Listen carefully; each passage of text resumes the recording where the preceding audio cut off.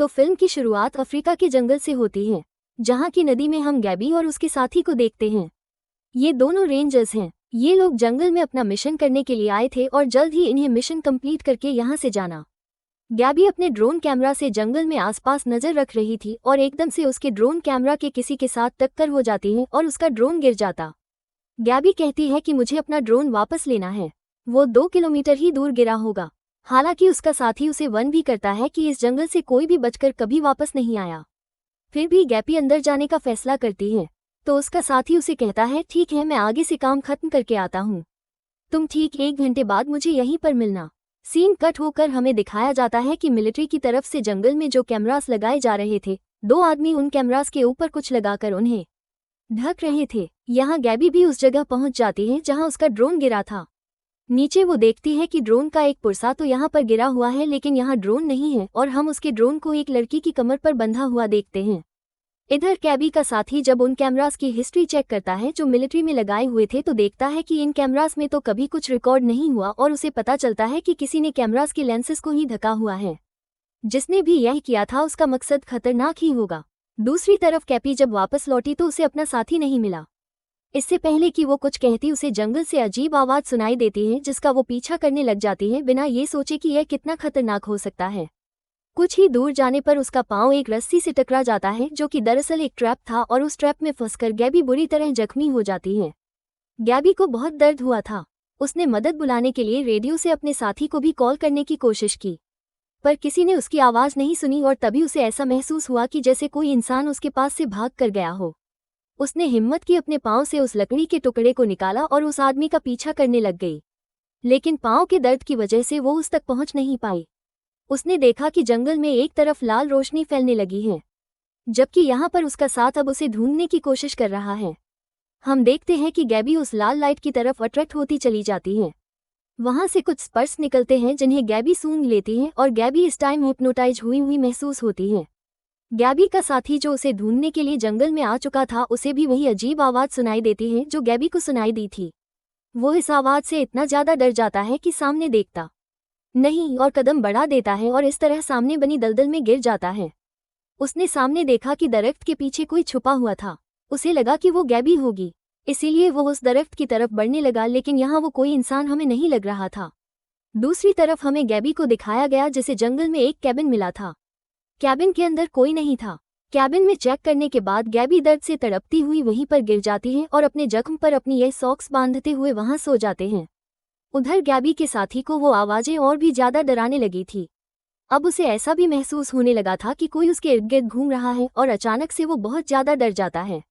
जबकि यहाँ गैबी भी देखती है कि उसे वॉमिट हुई है और उसकी वॉमिट में से मशरूम निकला था।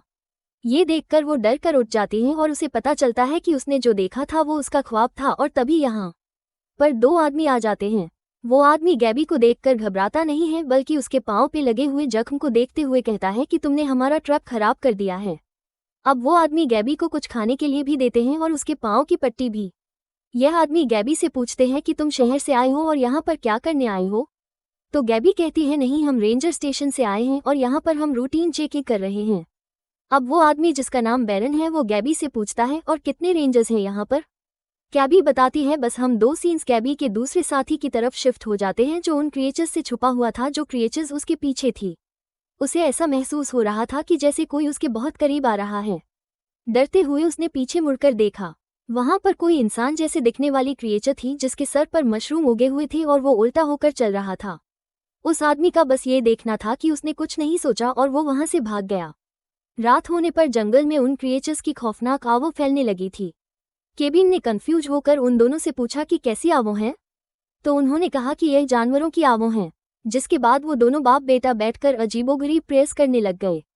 जिसके बाद उन दोनों ने गैबी को खाना खाने के लिए भी कहा, लेकिन गैबी यह कीड़े-मकोड़े नहीं खाना चाहती थी। दूसरी तरफ दिखाया गया कि गैबी का साथी जो उन क्रिएचर से बचकर भाग रहा था, उसके सामने वही इंसान जैसे दिखने वाली क्रिएचर आ जाती है और इस क्रिएचर का तो मुंह दरमियान से फटकर उसके अंदर मशरूम्स उगे हुए थे। वो इस क्रिएचर से बहुत ज़्यादा डर गया और उल्टी तरफ भागने लगा और इस क्रिएचर ने भी जोरदार चीख मारी और उसकी चीख में हमने कुछ स्पर्श को भी निकलते हुए देखा।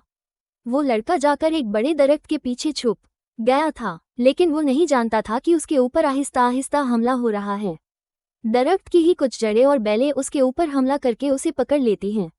दूसरी तरफ दिखाया गया कि गैबी की पट्टी करने के लिए वो आदमी एक दवाई बनाकर लाया था। दिखाया जाता है कि एकदम से गैबी के जिस्म पर अजीबोगरीब जड़ी बूटियां उगने लग जाती हैं। ये देखकर गैबी डर जाती है और उड़ जाती है। उसे पता चलता है कि यह तो बस उसका ख्वाब था और इस टाइम वो इस कैबिन में अकेली थी। अब गैबी ने उठते ही रेडियो से अपने साथी को कांटेक्ट करने की कोशिश की। रेडियो की दूसरी तरफ उसका कांटेक्ट भी हुआ। उसका साथी बस अपना नाम बोल रहा था, इसके अलावा उसके किसी सवाल का जवाब नहीं दे रहा था और ऊटपटांग की बातें कर रहा था जो कैबी को समझ नहीं आ रही थी। यहाँ घर पर कैबी अपने आप को गर्म रखने के लिए थोड़ी सी आग जला लेती है, जबकि दूसरी तरफ दिखाया जाता है कि वह दोनों बाप बेटा शिकार करने के लिए गए हुए थे। शिकार करने के बाद वो उसका खून अपने बेटे के जिस्म पर लगा देता है और फिर दोनों मिलकर मदर नेचर से माफी मांगते हैं इस शिकार को मारने के लिए। एक से इनकट होकर अब हम गैबी के साथी की मरी हुई लाश को देखते हैं। उसके पूरे जिस्म पर बिल्कुल उसी तरह जड़ी बूटियां और मशरूम सूख रहे थे जैसे गैबी ने अपने ख्वाब में अपने जिस्म पर उगते हुए देखे थे। रात को गैबी को दोबारा वही डरावना ख्वाब आता है जिसमें वो देखती है कि पौधों की जड़ें बढ़ते हुए उसके मुंह के अंदर जा रही हैं। इससे पहले कि कुछ होता गैबी को वो आदमी जगा देता है। वो उसे बताता है कि कुछ क्रिएचर्स उनके कैबिन के बाहर हैं और उसे बिल्कुल खामोश रहना है क्योंकि ये क्रिएचर्स देख नहीं सकती और उनकी आवाज़ों से ही उनकी तरफ अट्रैक्ट होती हैं। कैबी हाँ में सर हिला देती है और इतनी ही देर में वो क्रिएचर्स दरवाज़ा तोड़कर अंदर आ जाते हैं, जिनसे कि दोनों बाप बैट लड़ने लग गए थे। उन्होंने एक क्रिएचर को तो तीर मारते ही गिरा दिया, पर दूसरा क्रिएचर अब स्टीफन के साथ लड़ने लग गया। लेकिन यहाँ पर उसके डैड आकर उस एंटिटी से उसे बचा लेते हैं और उसे दूर कर देते हैं। अब दूसरी क्रिएचर अंदर आ जाती है। वो इधर उधर देखते हैं। गैबी और स्टीफन बिल्कुल स्टिल खड़े रह जाते हैं। स्टीफन, जिसको आदत थी यह सब देखने की, वो तो जरा सा भी नहीं हिलता, इसीलिए क्रिएचर्स उसे पहचान नहीं पाते। लेकिन गैबी घबरा जाती है और हिलने लग जाती है और इस तरह क्रिएचर उसकी मूवमेंट के जरिए उसकी तरफ अट्रैक्ट हो जाते हैं। इससे पहले कि वो क्रिएचर उसे मार देता, स्टेफन पीछे से आकर अपना चाकू उस क्रिएचर की गब्बर में स्टैप कर देता है और इसके बाद पीछे से ही खड़े होकर वो हाथ आगे कर उसके दिल में अपना चाकू स्टैप करते हुए उसे मार देता है। जिसके बाद ये दोनों बाकी आने वाले क्रिएचर्स को भी एक बड़े डंडे से मारते हुए बाहर फेंक देते हैं और ये लोग दरवाज़ा बंद कर देते हैं। स्टीफन देखता है कि गैबी के जिस्म पर उसे क्रिएचर का खून गिरा हुआ था, इसीलिए वो जल्दी से खुद गैबी के कपड़े उतार देता है और उसकी पूरी बॉडी को साफ करने लगता है। कैबी की तबीयत बिगड़ जाती है और कैबी यहाँ पर बेहोश हो जाती है और यहाँ पर स्टीफन के डैड देखते हैं कि इस मर्तबा उसे भी इस लड़ाई में चोट आ गई थी। गैबी को जब होश आता है तो यह आदमी गैबी को बताता है कि यह क्रिएचर्स ह्यूमनोइड फंगस हैं। वो बताता है कि यह इंसानों के ऊपर हमला करती हैं और इंसानों के ही जिस्म के जरिए जिंदा रहती हैं। वो गैबी को बताता है कि यह क्रिएचर्स इंसानों से भी कई हजारों साल पुरानी हैं और इनकी तादाद दुनिया के सभी ऑर्गेनिज्म से ज़्यादा है। ये लोग पहले छुप कर रहते थे, पर अब ये बाहर निकल आए हैं और सभी इंसानों को अपने जैसा बनाने के लिए तैयार हैं। कैबी को उसकी बातों पे यकीन नहीं आता, तो बेंट कहता है कि इंसान होते ही बेवकूफ़ हैं और तुम भी ऐसे ही इंसानों में से एक हो। खैर, आज रात ही सारे सो जाते हैं और रात में दोबारा गैबी को एक डरावना ख्वाब आता है, जहाँ पर वो जंगल के बिल्कुल बीचों बीच एक बहुत बड़े दरख्त के सामने खड़ी है। एकदम से कोई पीछे से उसे हाथ लगाता है और तभी उसकी गर्दन पर वो फंगस हमला कर देती है और कैबी डर कर उठ जाती है। उसने देखा कि इस टाइम स्टीफन उसके साथ बैठा हुआ था, इसीलिए वो खुद ही रिलैक्स हो गई। स्टीफन से बातें करने लगी और उसने स्टीफन को अपना फ़ोन भी दिखाया और यहाँ पर इन दोनों ने पिक्चर्स भी ली। फ़ोन को देखकर स्टीफन काफ़ी ज़्यादा हैरान हो रहा था, लेकिन तभी अचानक उसके डैड आकर उसके हाथ से फ़ोन लेकर फेंक देते हैं। वो स्टीफन से कहते हैं कि गैबी एक मॉन्स्टर है, ये तुम्हें खतरा पहुंचाएगी और उससे दूर रहो। ये दोनों कैबिन से बाहर निकल जाते हैं और कैबी अपने टूटे हुए फ़ोन के टुकड़े समेटते हुए उन्हें जब जोड़ रही होती है तो उसे बिस्तर के नीचे से एक बुक मिलती है जिसे स्टीफन के डैड लिख रहे थे। जबकि जंगल में अब हमें दिखाया जाता है कि जो दरख्त गैबी के ख्वाब में आया था उसी दरख्त के सामने इस टाइम वो आदमी खड़ा हुआ था। यह आदमी अपना थोड़ा सा ब्लड इस दरख्त के अंदर देता है और देखता है कि दरख्त के अंदर छोटे छोटे मशरूम्स उगे हुए थे। दरख्त के अंदर से एक अजीब किस्म की रोशनी निकल रही थी और कुछ स्पर्श भी उड़ रहे थे जैसे दरख्त के अंदर की दुनिया ही अलग हो। वो अब दरख्त के अंदर हाथ डालकर 2 मशरूम्स तोड़ लेता है, एक खुद खाता है और एक अपने बेटे को खिलाता है। और जब ये लोग वापस आते हैं तो वह देखते हैं कि गैबी उसकी लिखी हुई बुक पढ़ रही थी और इसी टाइम वो लोग ये भी नोटिस करते हैं कि अब गैबी के पूरे जिस्म पर इन्फेक्शन फैल गई थी।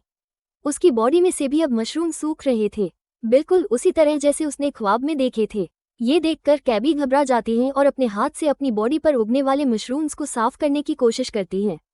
ये लोग क्योंकि जानते थे कि गैबी इन्फेक्टेड हो गई है, इसलिए वो फौरन उसे यहाँ से भाग जाने को कहते हैं। स्टीफन को अपने डैड का ये फैसला अच्छा नहीं लग रहा था, लेकिन वो खामोश रहता है। जाने से पहले स्टीफन उसके लिए बहुत ज्यादा परेशान था। वो उसके हाथ को लिक भी करता है ताकि वो इन्फेक्शन उससे दूर हो सके, और फिर उसे टेंशन में गले भी लगा लेता है। इतनी ही देर में स्टीफन के डैड अंदर आकर कहते हैं, चलो चलने का टाइम हो गया है। ये लोग उसे जंगल से बाहर तक छोड़ने के लिए जाते हैं। जंगल से गुजरते हुए उसे अजीबोगरीब आवाजें आती हैं, तो वो उन आवाजों का पीछा करने लग जाते हैं। एक दरख्त के पास से गुजरते हुए वो मिलिट्री के लगाए कैमरास में से मेमोरी कार्ड निकालती हैं, और थोड़े ही आगे बढ़ने पर उसे अपने साथी की लाश नजर आती है, जिसकी पूरी बॉडी पर अब मशरूम्स उग चुके थे। गैबी जब उसके पास जाती है और उसे टच करने की कोशिश करती है, तो गैबी को पता चलता है कि उसका साथी अभी भी जिंदा था। उसका साथी रोते हुए उसे कहता है, प्लीज मुझे मार दो, मुझे इसमें नहीं रहना। लेकिन गैबी उसे कहती है, नहीं, मैं तुम्हें यहाँ से रेस्क्यू करके लेकर जाऊंगी। हम हॉस्पिटल जाएंगे, तुम ठीक हो जाओगे। इन लोगों की बातों के दौरान पीछे से बैरन उसे मारने की कोशिश भी करता है, क्योंकि वह जानता था कि यह इन्फेक्शन ठीक नहीं हो सकती।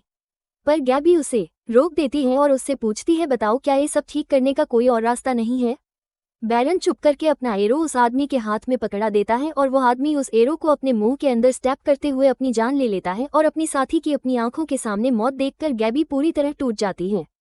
उसके रोने की आवाज़ों से यहाँ पर बहुत सारी क्रिएचर्स अट्रैक्ट हो जाती हैं, और बैरन फौरन अपनी जान बचाने के लिए गैबी को यहाँ से भागने को कहता है।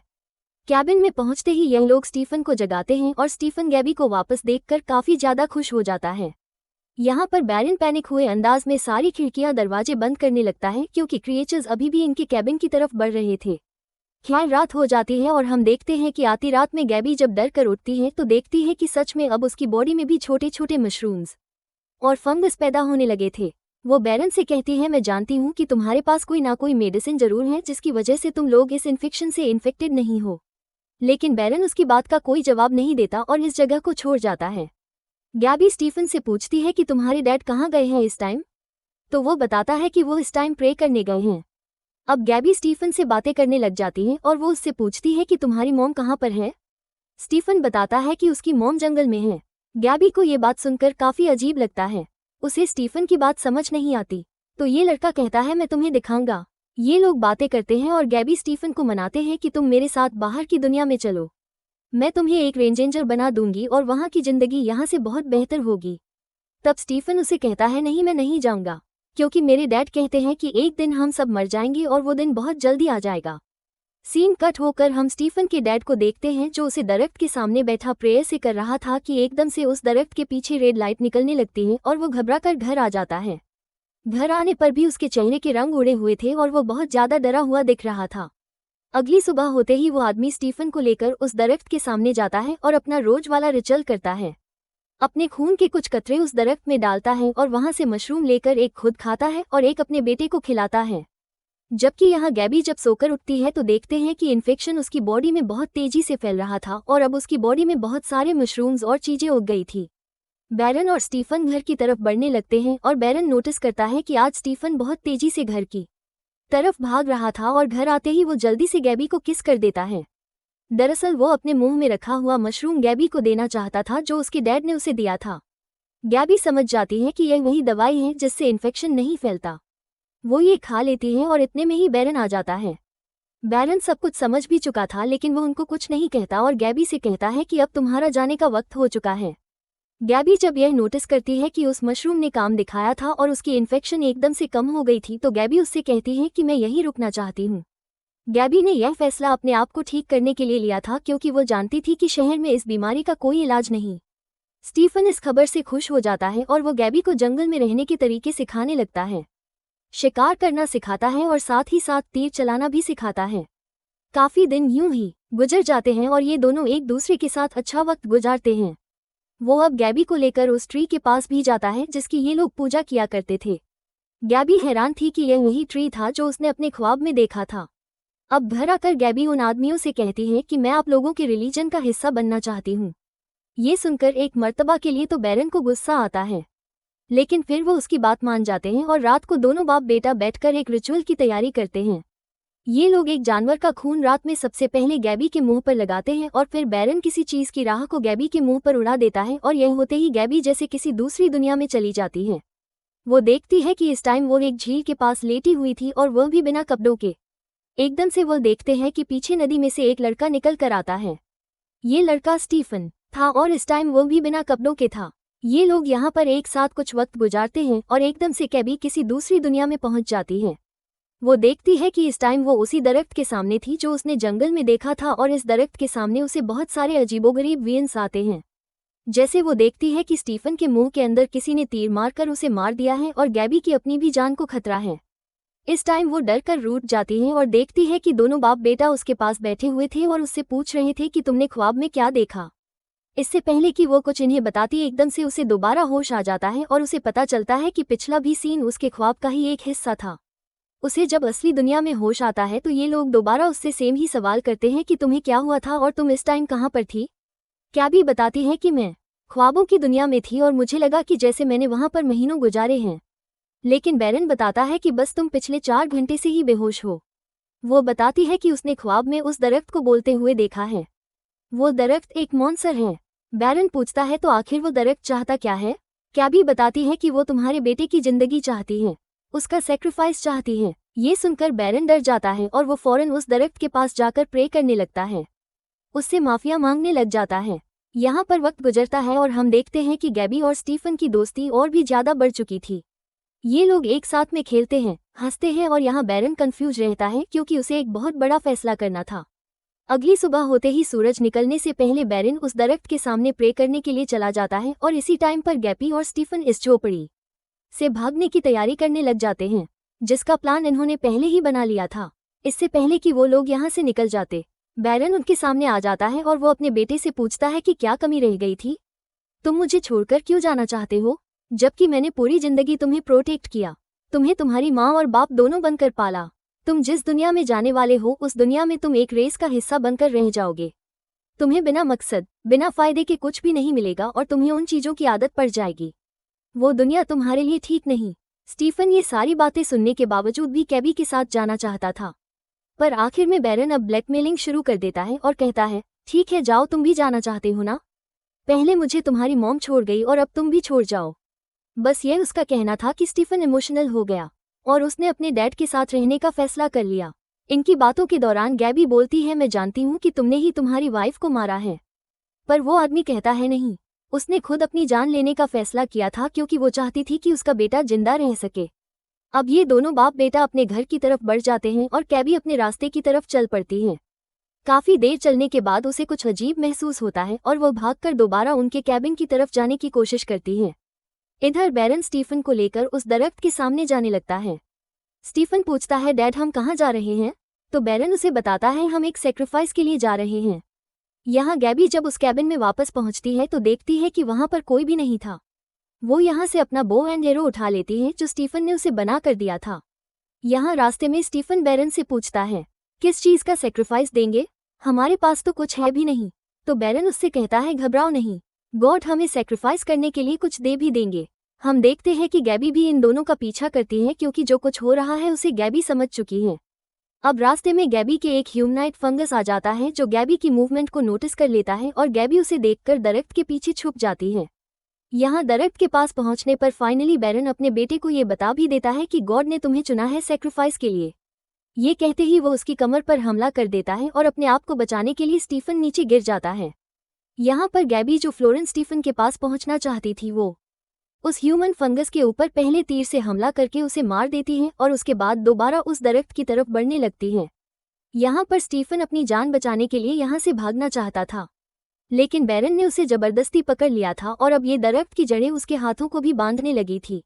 गैबी भी सही वक्त पर पहुंच जाती है लेकिन वो स्टीफन तक नहीं पहुंच पाती क्योंकि दरख्त की शाखें उसे भी किसी ट्रैप की तरह पकड़ लेती हैं। गैबी इन शाखों में से भी अपने आप को निकाल लेती है और जल्दी से बैरन के ऊपर एक एरो से शूट करती है।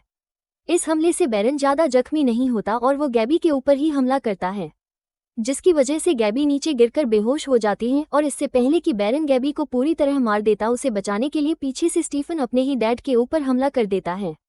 यहाँ गैबी के मुंह के ऊपर अब एक ह्यूमनॉइड फंगस आ गया था जो उसके ऊपर हमला करने ही वाला था कि तभी स्टीफन ने दोबारा आकर गैबी की जान बचाई। स्टीफन जब इन ह्यूमनॉइड फंगस से लड़ रहा था तब बैरन गैबी को बालों से पकड़कर घसीटते हुए यहाँ से ले जाने लगता है। गैबी को दरख्त के सामने लेटाकर वो कुल्हाड़ी से उसके ऊपर हमला करने ही वाला था कि पीछे से कोई उसके ऊपर हमला कर चुका था। फ्लैशबैक में कुछ मिनट पहले के सीन्स दिखाए जाते हैं जब स्टीफन उन क्रिएचर्स से लड़कर बहुत ही बहादुरी से उन क्रिएचर्स को मारने में कामयाब हो जाता है और भागते हुए गैबी तक पहुंचता है, जहां वो देखता है कि उसके डैड गैबी को मारने वाले हैं। इसीलिए वो फौरन पीछे से अपने डैड के ऊपर अपने एरो से हमला कर देता है। फेरन इस हमले से कमजोर होकर नीचे गिर जाता है और इस मर्तबा भी अपने बेटे को मैनिपुलेट करने की कोशिश करता है। वो कहता है कि मैं तो बस ये टेस्ट कर रहा था। लेकिन तभी के भी यहाँ पर देखती है कि पीछे से और क्रिएचर्स इस तरफ बढ़ रहे थे। वो स्टीफन से जल्द यहाँ से भागने को कहती हैं और ये दोनों बैरन को यहीं मरने के लिए छोड़ जाते हैं।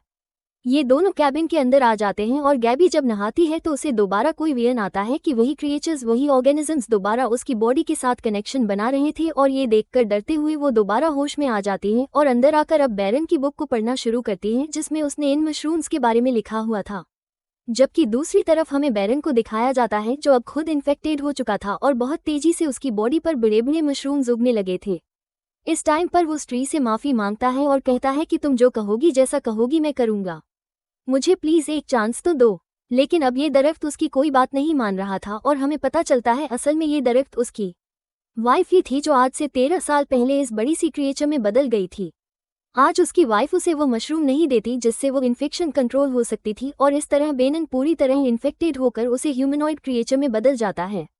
सीन कट होकर हमें घर के अंदर गैबी को दिखाया जाता है जिसकी पूरी बॉडी भी अब फंगस में बदल गई थी। इन्फेक्शन उसकी बॉडी में बुरी तरह फैल गया था और वह अब आहिस्ता आहिस्ता मर रही थी। मरने से पहले गैबी स्टीफन से कहती है कि तुम असम दुनिया में चले जाओ, लेकिन वो उसे छोड़कर नहीं जाना चाहता था। कुछ दिन गुजर जाते हैं। इन्फेक्शन इतनी ज़्यादा बढ़ जाती है कि गैबी का जिंदा रहना भी मुश्किल हो जाता है और वह इस दर्द से छुटकारा पाने के लिए स्टीफन से कहती है कि मुझे मार दो। उसकी तकलीफ को देखते हुए आखिर स्टीफन को भी उसे मारना पड़ता है। दिल पर हाथ रखकर अपने चाकू से उसको स्टैब करते हुए मार देता है और अब वो इस जंगल की दुनिया में अकेला रह जाता है। वो जानता था कि वो यहाँ पर अकेला तो नहीं रह सकता, इसीलिए वह भी बाहर की दुनिया में जाने का डिसाइड करता है। मूवी के पोस्ट क्रेडिट सीन में हम स्टीफन को एक होटल पर खाना खाते हुए देखते हैं और जो खाना वो छोड़कर जाता है, हम देखते हैं कि उस खाने में फौरन फंगस लग जाते हैं, यानी दरअसल वह भी इन्फेक्टेड था। और बस यही सब दिखाते हुए यह मूवी यहाँ खत्म हो जाती।